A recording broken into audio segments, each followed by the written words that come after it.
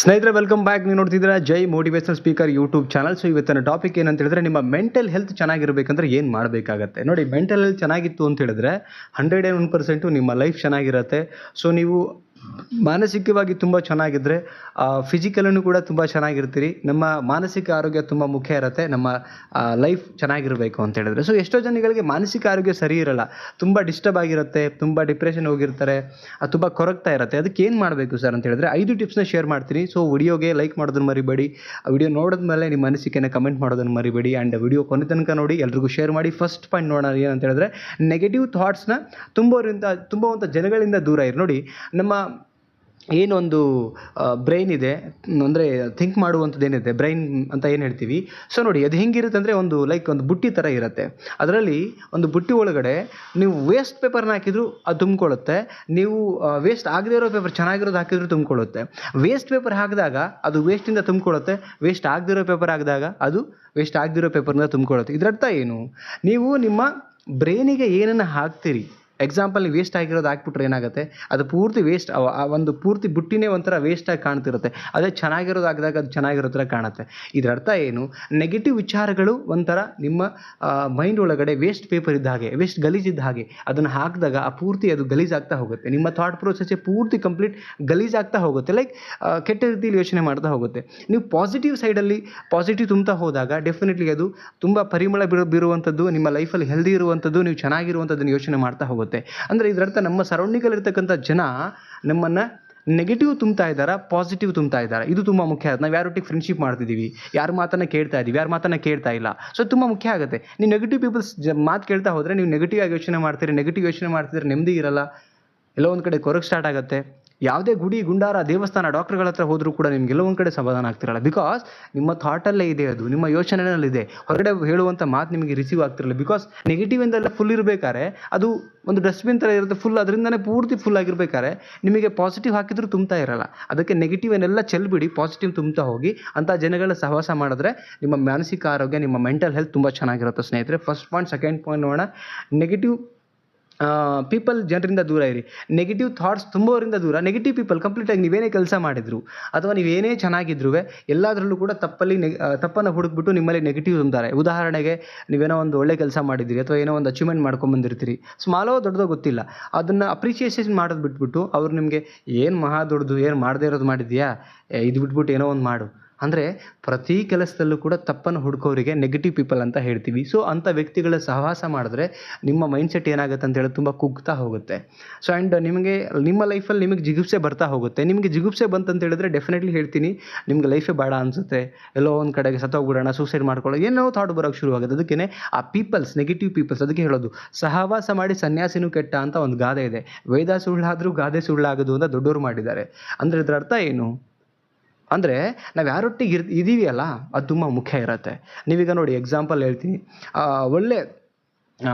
ಒಳ್ಳೆ ಗುರುಗಳ ಹತ್ರ ಇದ್ರಿ. ಈಗ ನೀವು ಒಳ್ಳೆ ವೇದ ಉಪನಿಷತ್ತು ಬದುಕಿನ ಬಗ್ಗೆ ತುಂಬ ಚೆನ್ನಾಗಿ ಅರ್ಥ ಮಾಡಿಸುವಂಥ ಗುರುಗಳ ಹತ್ರ ಇದ್ದರೆ ನೀವು ಅದನ್ನು ಕಲಿತಾ ಹೋಗ್ತೀರಿ.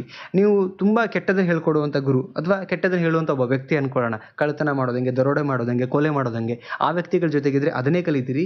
ಇಲ್ಲಿ ಒಳ್ಳೆ ಗುರು ಹತ್ರ ಇದ್ದರೆ ನೀವು ಬದುಕನ್ನು ಕಲಿತೀರಿ. ಇಲ್ಲಿ ಯಾರ ಜೊತೆಗಿರ್ತೀರಿ, ಯಾವ ಜನಗಳ ಜೊತೆ ಸಹವಾಸ ಮಾಡ್ತೀರಿ, ಅದು ತುಂಬ ಮುಖ್ಯ. ಅದಕ್ಕೆ ಹೇಳ್ತಿದ್ದೀನಿ, ನೆಗೆಟಿವ್ ಪೀಪಲಿಂದ ತುಂಬ ದೂರ ಇರಿ, ನಿಮ್ಮ ಮಾನಸಿಕ ಆರೋಗ್ಯ ಚೆನ್ನಾಗಿರುತ್ತೆ. ನೆಕ್ಸ್ಟ್ ಪಾಯಿಂಟ್, ಪಾಸಿಟಿವ್ ಆಗಿ ಯೋಚನೆ ಮಾಡೋದನ್ನು ಕಲಿಬೇಕು. ಏನೇ ಲೈಫಲ್ಲಿ ಕೆಟ್ಟದಾದರೂ ಕೂಡ ಪಾಸಿಟಿವ್ ಯೋಚನೆ ಮಾಡಬೇಕು. ಯಾಕೆ ಯೋಚನೆ ಮಾಡಬೇಕು ಅಂತ ಹೇಳಿದ್ರೆ, ಇಲ್ಲಿ ಕಳ್ಕೊಳ್ಳೋದು ಏನಿಲ್ಲ. ನೀವು ಇಲ್ಲಿ ಬಂದಿದ್ದು ಒಬ್ಬರೇ, ಸಾಯೋದು ಒಬ್ಬರೇ, ಹುಟ್ಟಿದ್ದು ಒಬ್ಬರೇ, ಸಾಯೋದು ಒಬ್ಬರೇ. ಇಲ್ಲಿ ನಾವೇ ಪರ್ಮನೆಂಟ್ ಅಲ್ಲ ಅನ್ನೋ ಸತ್ಯ ಗೊತ್ತಾದ್ಮೇಲೆ ಯಾಕೆ ನಾವು ನೆಗೆಟಿವ್ ಥಿಂಕ್ ಮಾಡೋಕೆ ಹೋಗ್ಬೇಕು? ಏನಾಗಿದೆ, okay, it's okay, no problem. ಯಾರು ಇದನ್ನು ಯೋಚನೆ ಮಾಡ್ತಾರಲ್ಲ ಅವರು ಇರೋದ್ರಲ್ಲೂ ಖುಷಿಯಾಗಿರ್ತಾರೆ. ಒಂದೇ ಹೊತ್ತು ಊಟ ಮಾಡಿದ್ರು ಅದರಲ್ಲೂ ಖುಷಿ ಇರ್ತಾರೆ. ಬಿಕಾಸ್ ಅವರಿಗೂ ಗೊತ್ತು, ಅಟ್ಲೀಸ್ಟ್ ನನಗೊಂದು ಹೊತ್ತು ಊಟ ಸಿಗ್ತಾ ಇದೆ, ಕೆಲವರಿಗೆ ಅದು ಸಿಗ್ತಾ ಇಲ್ಲ, ರೈಟ್? ವಾಸ್ತವತೆ ಬಗ್ಗೆ ಅರ್ಥ ಮಾಡಿಕೊಂಡು ಕೂಡ ಪಾಸಿಟಿವ್ ಥಿಂಕ್ ಮಾಡ್ತಾರಲ್ಲ. ಅಂದರೆ ಇದರ ಅರ್ಥ ಏನು?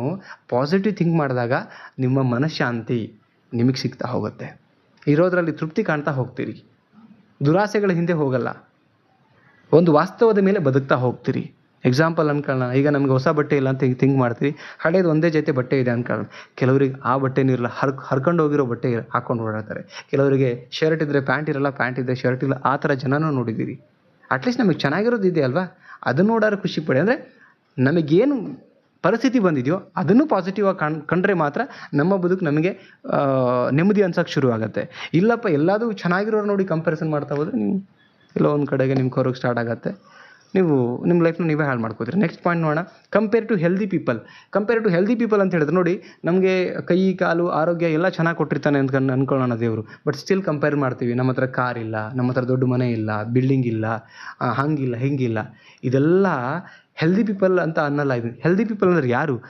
ನಿಮ್ಗಿಂತ ಕೆಟ್ಟ ಪರಿಸ್ಥಿತಿನಲ್ಲಿ ಯಾರು ಬದುಕನ್ನು ಸಾಗಿಸ್ತಾ ಇದ್ದಾರಲ್ಲ ಅವ್ರಿಗೆ ನೋಡಿ. ಅಟ್ಲೀಸ್ಟ್ ದೇವರು ನಿಮಗೆ ಈ ಪೊಸಿಷನಲ್ಲಿ ಇಟ್ಟಿದ್ದಾನೆ, ಅಟ್ಲೀಸ್ಟ್ ನಿಮ್ಮ ಆರೋಗ್ಯ ಚೆನ್ನಾಗಿರುತ್ತೆ ಇಟ್ಟಿದ್ದಾನೆ, 3 ಹೊತ್ತು ಊಟ ಕೊಟ್ಟಿದ್ದಾನೆ, ಮಲ್ಕೊಳ್ಳೋಕೆ ಒಂದು ಮನೆ ಅಂತ ಮಾಡಿದ್ದಾನೆ, ನಿಮ್ಗೆ ಧೈರ್ಯ ತುಂಬಕ್ಕೆ ಅಟ್ಲೀಸ್ಟ್ ಸರೌಂಡಿಂಗ್ ಒಳ್ಳೆ ಜನಗಳನ್ನು ಇಟ್ಟಿದ್ದಾನೆ. ಬಟ್ ಕೆಲವರು ಪಾಲಿಗೆ ಅದೆಲ್ಲ ಕೂಡ ಕನಸು. ಒಳ್ಳೆಯ ಆರೋಗ್ಯ ಇಲ್ಲ, ಮಲ್ಕೊಳ್ಳೋಕೆ ಒಂದು ಮನೆ ಇಲ್ಲ, ಕರೆಕ್ಟಾಗಿ ಊಟ ಇಲ್ಲ, ಧೈರ್ಯ ತುಂಬಕ್ಕೆ ಒಂದು ಜನ ಇಲ್ಲ, ಹಾಸ್ಪಿಟಲ್ ತೋರಿಸೋಕೆ ₹1 ದುಡ್ಡಿಲ್ಲ. ಅಂಥವ್ರು ಬದುಕ್ತಾ ಇದ್ದಾರಲ್ಲ, ಅಂಥವ್ರಿಗೆ ಕಂಪ್ಯಾರಿಸನ್ ಮಾಡ್ಕೊಳ್ಳಿ. ಆವಾಗ ಆಟೋಮೆಟಿಕ್ಲಿ ನಿಮ್ಮ ಲೈಫಲ್ಲಿ ಒಂದು ಉತ್ಸಾಹ ತುಂಬುತ್ತೆ, ಖುಷಿ ಅನ್ನೋದು ಬರುತ್ತೆ. ಇದೆಲ್ಲ ಮಾನಸಿಕ ಆರೋಗ್ಯ ಸುಧಾರಣೆ ಆಗಬೇಕು, ಸರಿಯಾಗಬೇಕಂದ್ರೆ ಬದುಕು ನಿಮಗೆ ಏನದು ಇನ್ನಷ್ಟು ಏನೋ ಬದುಕಿನ ಬಗ್ಗೆ ಕ್ಯೂರಿಯಾಸಿಟಿ ಆ್ಯಂಡ್ ಬದುಕಬೇಕನ್ನೋ ಆಸೆ ಬರಲಿಕ್ಕೆ ಶುರು ಆಗುತ್ತೆ. ಸೊ ಆ ಕಾರಣ ಕೇಳ್ತಾ ಇದ್ದೀನಿ ನಾನು, ಈ ಥರ ಯೋಚನೆ ಇರಲಿ. ನೆಕ್ಸ್ಟು ಪಾಸಿಟಿವ್ ಬುಕ್ಸ್ ಆ್ಯಂಡ್ ವಿಡಿಯೋಸ್ನ ಜಾಸ್ತಿ ನೋಡಿ, ಪಾಸಿಟಿವ್ ಪೀಪಲ್ಗಳೊಟ್ಟಿಗೆ ಸ್ನೇಹ ಮಾಡಿ, ಪಾಸಿಟಿವ್ ಬುಕ್ಸ್ ಓದ್ತಾ ಹೋದರೆ ನೋಡಿ, ಒಬ್ಬ 1000 ಫ್ರೆಂಡ್ಸಿಗೆ ಒಂದು ಬುಕ್ ಸಮ ಅಂತ ಹೇಳ್ತಾರೆ, 1,00,000 ಫ್ರೆಂಡ್ಸಿಗೆ ಒಂದು ಬುಕ್ ಸಮ ಅಂತ ಹೇಳ್ತಾರೆ. ಪಾಸಿಟಿವ್ ನಿಮಗೆ ಎಷ್ಟು ನಾಲೆಡ್ಜ್ ಇರುತ್ತೆ ಅಷ್ಟು ನೀವು ಕಾನ್ಫಿಡೆನ್ಸ್ ಆಗಿರ್ತೀರಿ, ಎಷ್ಟು ನಾಲೆಡ್ಜ್ ಇರುತ್ತೆ ಅಷ್ಟು ತಿಳುವಳಿಕೆ ಇರುತ್ತೆ, ಎಷ್ಟು ತಿಳುವಳಿಕೆ ಬಂದಿರುತ್ತೆ ಅಷ್ಟು ಅರ್ಥ ಮಾಡ್ಕೊಂಡು ಬದುಕುವಂಥ ಕೆಪಾಸಿಟಿ ಬರುತ್ತೆ. ಅದಕ್ಕೆ ಪ್ರತಿದಿನ ಒಂದು ಬುಕ್ಸ್ ಅಟ್ಲೀಸ್ಟ್ ಒಂದು ಪೇಜ ಓದಿ, ಅಟ್ಲೀಸ್ಟ್ ನಾವು ವಿಡಿಯೋ ನೋಡಬೇಕಾದ್ರೆ ಪಾಸಿಟಿವ್ ನಮ್ಮ ಲೈಫಿಗೆ ಒಳ್ಳೆಯದಾಗುವಂಥ ಪಾಸಿಟಿವ್ ತುಂಬುವಂಥ ವಿಡಿಯೋಗಳನ್ನ ನೋಡಿದಾಗ ನಮ್ಮ ಮಾನಸಿಕ ಆರೋಗ್ಯ, ನಮ್ಮ ಬದುಕೆಲ್ಲ ತುಂಬ ಚೆನ್ನಾಗಿರಲಿಕ್ಕೆ ಸಾಧ್ಯ. ಸ್ನೇಹಿತರೆ, ಈ 5 ಟಿಪ್ಸ್ ಒಳಗಡೆ ನಿಮಗೇನು ಅನ್ನಿಸ್ತು ಅದನ್ನು ಕಮೆಂಟ್ ಮಾಡಿ ತಿಳಿಸಿ, ವಿಡಿಯೋಗೆ ಲೈಕ್ ಮಾಡಿ ಆ್ಯಂಡ್ ಹೊಸಬರಾಗಿದ್ದರೆ ಚಾನಲ್ಗೆ ಸಬ್ಸ್ಕ್ರೈಬ್ ಮಾಡಿ ಆ್ಯಂಡ್ ವಿಡಿಯೋನ ಎಲ್ಲರಿಗೂ ಶೇರ್ ಮಾಡಿ. ಮತ್ತೊಂದು ಟಾಪಿಕಲ್ಲಿ ಸಿಗ್ತೀನಿ. ನಮಸ್ತೆ.